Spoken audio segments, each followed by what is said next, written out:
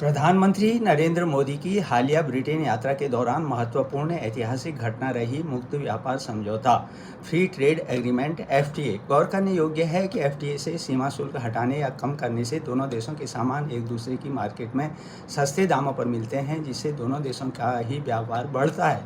FTA का पहला ऐलान मई 2021 में हुआ था, जब तत्कालीन ब्रिटिश प्रधानमंत्री बोरिस जॉनसन और नरेंद्र मोदी ने वर्धित व्यापार साझेदारी इन्हांस ट्रेड पार्टनरशिप की घोषणा की थी। मुक्त व्यापार समझौते से अब भारत को लगभग 99% उत्पाद श्रेणियों पर शुल्क से छूट मिलेगी, तो वहीं भारत भी ब्रिटेन से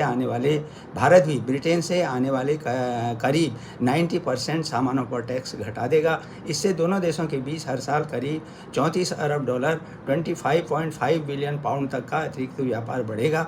ये समझौता ब्रिटेन का यूरोपीय यूनियन से अलग होने ब्रेग्जिट के बाद सबसे बड़ा द्विपक्षीय व्यापार समझौता है, और एफटीए लागू होने के बाद ब्रिटेन के लोग जो हैं भारतीय प्रोडक्ट्स आसानी से और सस्ते दामों पर खरीद सकेंगे, क्योंकि इन पर लगने वाला औसत टैरिफ 15% से घटकर अब 3% तक रह जाएगा। इससे भारतीय कंपनियों को ब्रिटेन में निर्यात करना ज़्यादा फायदेमंद होगा। फिलहाल ब्रिटेन हर साल भारत से 11 बिलियन पाउंड का माल आयात करता है, जो एफटीए के बाद और बढ़ेगा। वहीं भारतीय बाजार में ब्रिटेन के उत्पादों की पहुंच बढ़ेगी।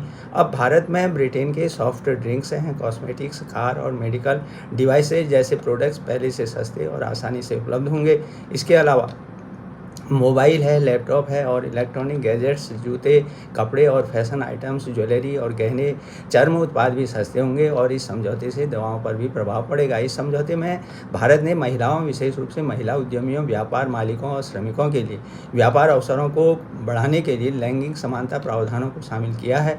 इसके जरिए 2030 तक भारत और ब्रिटेन के बीच व्यापार दोगुना होने की उम्मीद जताई जा रही है। वर्ष 2023-24 में देखें तो दोनों देशों के बीच द्विपक्षीय व्यापार लगभग 21.3 अरब अमेरिकी डॉलर था। इस समझौते के साथ साथ दोनों देशों ने डबल कंट्रीब्यूशन कन्वेंशन नाम के करार पर भी बातचीत पूरी कर ली है। दोनों नेताओं ने यूके इंडिया विजन 2035 भी लॉन्च किया, जो आने वाले समय में दोनों देशों की साझेदारी को नई ऊंचाइयों तक ले जाएगा। भारत और ब्रिटेन के बीच हुए एफटीए के बाद भारत को अब रणनीतिक रूप से अपने निर्यात क्षेत्र को विस्तार देना चाहिए, विशेषकर टेक्सटाइल है, फार्मा है, ऑटो पार्ट्स और इलेक्ट्रॉनिक्स जैसे क्षेत्रों में जो ब्रिटेन में प्रतिस्पर्धी माने जाते हैं। इसके साथ ही एमएसएमई है और स्टार्टअप्स हैं को भी प्रोत्साहन देना जरूरी है। भारत को गुणवत्ता मानकों और सर्टिफिकेशन की दिशा में भी गंभीरता से काम करना होगा। साथ ही सेवाओं और कौशल के निर्यात जैसे आईटी, शिक्षा और स्वास्थ्य में छिपी अपार संभावनाओं का भी प्रभावी उपयोग करना अब समय की मांग है, और इसी से दोनों देशों के बीच व्यापार में तेजी आएगी।